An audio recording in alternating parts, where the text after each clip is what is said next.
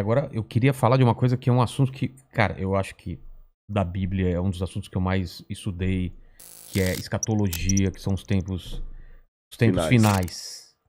O que está acontecendo? A gente está vivendo os tempos finais, há sinais, segundo a Bíblia, proféticos, e a gente não falou dessa pedra também. Tá, isso aqui é uma coisa simples, depois eu falo dela. Tá bom. Bom, na verdade... Porque tem esse movimento, né? Claro. A pandemia faz parte Claro. disso, o anticristo já tá aí. Aliás, a gente tá perto da segunda volta de Cristo. Claro, eu acredito que sim. Sim? Mas vamos lembrar uma coisa. Quando os discípulos perguntaram para Jesus, que sinal haverá de tua vinda e da consumação dos séculos, do fim do mundo, Jesus falou assim, olha, cuidado que ninguém engane vocês. Primeira Porque coisa que ele já falou. Cuidado. Virão muitos em meu nome dizendo, eu sou o Cristo, enganarão a muitos. Certamente, isso está em Mateus capítulo 24. Depois, quem tiver uma Bíblia em casa, procure em Mateus capítulo 24. Ele fala o seguinte, certamente, vocês ouvirão falar de guerras e rumores de guerras. Não se assustem. Ainda não é o fim. Se levantará nação contra nação, reino contra reino. Haverá fomes e terremotos em vários lugares. Mas isso é apenas o princípio das dores. O princípio das dores, exatamente. Então veja bem, guerra tem no mundo desde que o mundo é mundo. Fome, a Bíblia fala fome no Egito na época de José. Então não vou falar assim, o mundo está chegando ao fim porque está tendo guerra. O mundo está chegando ao fim porque está tendo fome. Não faz sentido. Mas o Apocalipse coloca alguns elementos que indicavam quando nós estivéssemos chegando próximos ao fim. Embora, nota de rodapé aqui, ninguém sabe o dia nem a hora da volta de Jesus. É estupidez. Tentar adivinhar. Não, claro, não podemos isso. Você entendeu? Bom, mas a gente pode saber a proximidade dos tempos em que vivemos. Então tem algumas coisas no Apocalipse que são características do tempo do fim. Exemplo, Apocalipse 11, 19. Diz assim, as nações ficaram iradas. Chegou, porém, o juízo de Deus e o tempo determinado para ele dar o prêmio aos seus santos e aos profetas e o tempo para destruir os que estão destruindo a terra. Ora, na época de Cristo não tinha como destruir a terra. O Apocalipse estava fazendo uma profecia de uma época em que a terra poderia ser destruída por seres humanos, coisa que na época do Apocalipse não tinha como. E ele fala depois das pragas de Deus que iriam cair. Essas pragas não caíram ainda. Mas os vislumbres dela... Não caíram? Não. A peste não é... A do Apocalipse, né? Mas os vislumbres delas podem estar já batendo as portas. Quer um exemplo? Diz que um anjo derramou a sua taça sobre o sol. E foi-lhe dado queimar aos homens com grande fogo.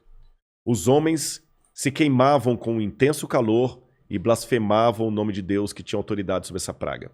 Olha o problema da camada de ozônio, o efeito estufa, o que está acontecendo com o Sol. O outro anjo derramou a sua taça sobre os rios e fontes d'água e mares, que se tornaram como sangue de morto.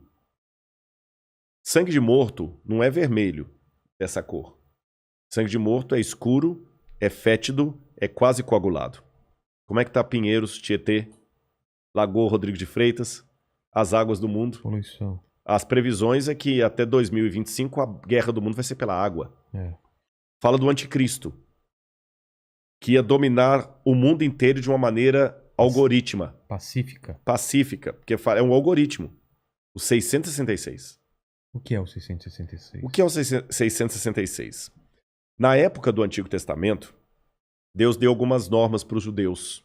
O povo do Oriente Médio, ele é muito simbólico, sabe? Ele tem muito esse lance do símbolo que aqui no Ocidente a gente perde. Então o judeu pode olhar, ele usa o paiot, que significa alguma coisa, o kippah, que é aquele chapeuzinho na cabeça. E Deus falou o seguinte, olha, vocês vão pegar a lei de Deus, escrever um resumo da lei de Deus e vão colocar por frontal entre os olhos, numa caixinha aqui, e também na mão de vocês. O judeu hoje usa na mão esquerda. Pode olhar aqui no Muro das Lamentações, você vê o judeu orando lá, né? Baruch atah Beshem Adonai Eloheinu melech haolam. E ele vai orando no muro e ele tá com aquela caixinha preta aqui e outra na mão. Aí no Apocalipse a gente vê que o inimigo, o diabo, que se vale do anticristo, assim como Deus envia o Cristo... o anticristo é a versão do Cristo pro demônio. Pro demônio, o anticristo. Ele faz uma paródia de Cristo. Aí, como Deus no Antigo Testamento pediu aos judeus para ter a lei de Deus na testa e na mão, o anticristo coloca também um sinal, uma marca, na testa e na mão. Então significa uma época em que a lei de Deus vai ser questionada. Nessa época em que a lei de Deus for questionada, diz o Apocalipse, ninguém poderá comprar nem vender, senão aquele que tem a marca da besta e o número do seu nome. Ora, esse número é 666. Aí muita gente pega isso e fala o seguinte, então vou começar a calcular, Hitler dá 666, o Papa, o Saddam Hussein, Bill Gates, até a Ellen White, que é uma pioneira do Adventismo, ela dá 666, mandíbula, todo dá 666, né? No grego está o seguinte, aquele que tem entendimento, calcule. E essa palavra calcule no grego ali é a mesma palavra para faça a contabilidade daquilo que o anticristo vai fazer. E o que o Apocalipse deixa bem claro é que o anticristo vai ser a revigoração do Império Romano, que era o inimigo do povo de Deus. E por que 666? Na cultura da Babilônia, o 6 era o número base para você fazer qualquer cálculo. Era um número divino. Tanto é que quando Nabucodonosor ergue uma imagem, ela tinha 60 côvados por 6. 60 por 6. O 6 era um múltiplo divino. E ali você tem o 666, múltiplo de 6. Agora o Apocalipse fala que ele vai controlar a economia. Os povos da terra vão segui-lo. Ninguém vai poder, falando quem pode pelejar com ele. E o que nós estamos vendo agora é um mundo caminhando pela primeira vez na história para uma unificação mundial. De moeda? De tudo. Parece até teoria da conspiração que eu vou falar, mas não é. O mundo está caminhando para uma unificação. Rodrigo, mas nunca. Aqui no Brasil mesmo a gente vê a briga dos de esquerda com os de direita. O pessoal não está entendendo. Essa unificação não significa unificação de mente, mas unificação de propósito. Que é um exemplo que o mundo pode se unir por um propósito, apesar de se odiar mutuamente? A pandemia. Exatamente. O Irã está usando máscara, Israel também está usando máscara. Os palestinos estão jogando foguete lá em Israel, o Hamas, mas o israelense está usando máscara, o palestino também. O egípcio está usando álcool em gel, o iraniano está usando álcool em gel, o americano está usando álcool em gel, o russo está usando álcool em gel, então o Putin está usando álcool em gel. A mesma coisa o presidente do Brasil, o presidente da Argentina, da Venezuela, o mundo parou. Então é possível essa união do mundo inteiro em algumas coisas mesmo. Ela não só é possível, como ela é um caminho sem volta. Por que está falando tanto em criptomoeda? Nós já estamos passando por uma transição do dinheiro. Dinheiro de papel, né? De papel, você entendeu? Dinheiro baseado em tesouro nacional. E o mundo hoje precisa. Isso aqui não é uma defesa do Rodrigo, não é um desejo do Rodrigo. Eu estou falando de uma tendência. Tendência. O mundo precisa se unificar porque existem, Vilela, alguns elementos hoje que estão à solta, como se fossem crianças bagunceiras numa casa cheia de faca, de garfo, de objetos cortantes e letais, sem um adulto para controlar essas crianças. Você jamais faria isso. Quais são as crianças que estão à solta no mundo e precisam de um adulto para controlá-las? Um preceptor, uma babá? Internet. Quem tem domínio da internet? Você na internet você pode encontrar o podcast do Inteligência Ilimitada, mas você também pode encontrar uma fórmula para fazer um coquetel molotov. O camarada pode assediar você para fazer parte do Estado Islâmico. Quem controla a internet? Nem os Estados Unidos. Não, está na mão de ninguém. Quem controla tráfico de drogas e de armas em nível mundial? Ninguém. Lavagem de dinheiro está aí. O terrorismo está aí e lavam dinheiro. Quem controla bolsa de valores? A economia do mundo não aguenta por mais 20 anos nas mãos da bolsa de valores que é especulativa. Se cair a bolsa de Tóquio, você nunca foi ao Japão, mas você pode perder o seu emprego e essa casa aqui porque caiu a bolsa de Tóquio. O Bradesco pode falir porque teve um crash na bolsa de Nova York. E a gente viu, essa pandemia viu como nós estamos economicamente vulneráveis. Economicamente vulneráveis. Quem controla o terrorismo mundial? Então esses elementos... mais um. A ecologia. Não quero entrar no debate se a Amazônia é nossa ou não é nossa. O fato é que se a gente não cuidar da Amazônia, o mundo todo se ferra, caramba. Você tá entendendo? Então não tem mais esse negócio assim, é meu.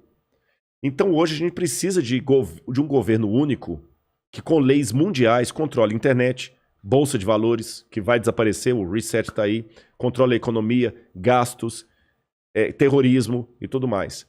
E os países, por mais que continue havendo direita e esquerda, situação e oposição, não interessa, Islã e cristianismo, vai precisar se unir, não porque eles se amam, porque não tem outro jeito.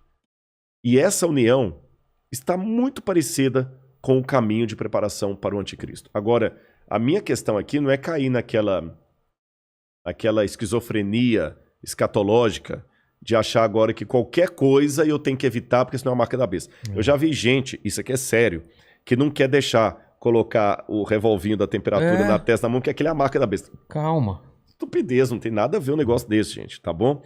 Agora, quando esse governo único se interpuser entre a minha fidelidade a Deus e a minha fidelidade ao Estado, esse é o único momento em que eu estou livre perante Deus para ter uma desobediência civil, social. Porque a própria Bíblia me ensina a ser obediente às autoridades constituintes. Mesmo quando Nero estava no poder, Pedro escreveu: respeitem as autoridades constituídas. A César o que é de César. Dai César o que é de César. Pague os impostos. Seja um bom cidadão. Que a crise não venha por culpa de vocês. A Bíblia me ensina a ser um bom cidadão. Porém, a própria Bíblia fala: quando o governo der uma ordem... A Bíblia não diz isso explicitamente. Diz assim, em termos filosóficos. Sim. Quando o governo der uma lei que vá contra os mandamentos da lei de Deus, como os companheiros de Daniel na Babilônia, enfrente a morte se preciso for, mas não ceda. Talvez essa seja a diferença de um teólogo apaixonado por Deus e pela Bíblia e alguém que simplesmente é um acadêmico livre. Porque que especialista em literatura inglesa, em sã consciência, teria coragem de morrer por sua interpretação de Shakespeare? Mas a Bíblia é um livro que já levou muitos ao martírio para não abrir mão daquilo que a Bíblia ensina. Falou que a segunda vinda de Cristo está próxima. Mas, segundo os eventos, o anticristo chega antes. Chega antes. Não é? Ele antecede a volta de Jesus. E já está por aqui? Você acha? Eu acredito assim, lendo a Bíblia, o anticristo, ele é um poder, era o poder romano, porque João já falava lá, o anticristo já opera entre nós. E João fala, muitos anticristos já saíram pelo mundo. Ele só está aguardando aquilo que o detém. Então o anticristo naquele tempo era Roma. Os exegetas veem, a besta era Roma. Só que a Bíblia fala, através do apóstolo Paulo, que havia uma grande apostasia do povo de Deus. Que palavra é essa, apostasia? Eles abandonariam a fé, se uniriam a Roma, e Roma no futuro voltaria travestida de cristã, por isso que é o anticristo, nome que não aparece no Apocalipse, mas aparece nas epístolas de João. Ah, tá. Anticristo, anti em grego, é aquele que toma o lugar de. Então o anticristo é aquele que toma o lugar de Cristo e vai dominar o mundo. Então a minha sugestão para todos é o seguinte, fiquem atentos às propostas governamentais. Qualquer coisa que não infrinja a minha fé naquilo que eu entendo pela Bíblia ser o correto, eu vou seguir. Eu vou me vacinar. Eu não vou ficar caindo em teoria da conspiração. Ah, mas a vacina é uma maneira de aniquilar um terço da humanidade. Eu acho que vai ser muito mais fácil eu vou me vacinar. Só não vou tomar a Coronavac, né? Que está questionada aí, senão eu não posso entrar em Israel. Mas eu vou me vacinar. Israel não aceita. Não aceitou. Muitos países da Europa não aceitam a Coronavac, né? Lamento o Butantan aí, mas a menos que mude o cenário, a Coronavac não está sendo aceita. A Pfizer, ou a Moderna, ou a outra, lá de Oxford. Essas são aceitas. Mas eu vou me vacinar. Você está entendendo? Agora, não vou cair em teoria da conspiração. Agora, o dia que houver uma lei que se interpuser entre a minha fidelidade e aquilo que Deus pediu de mim, aí eu estou disposto a enfrentar até a morte.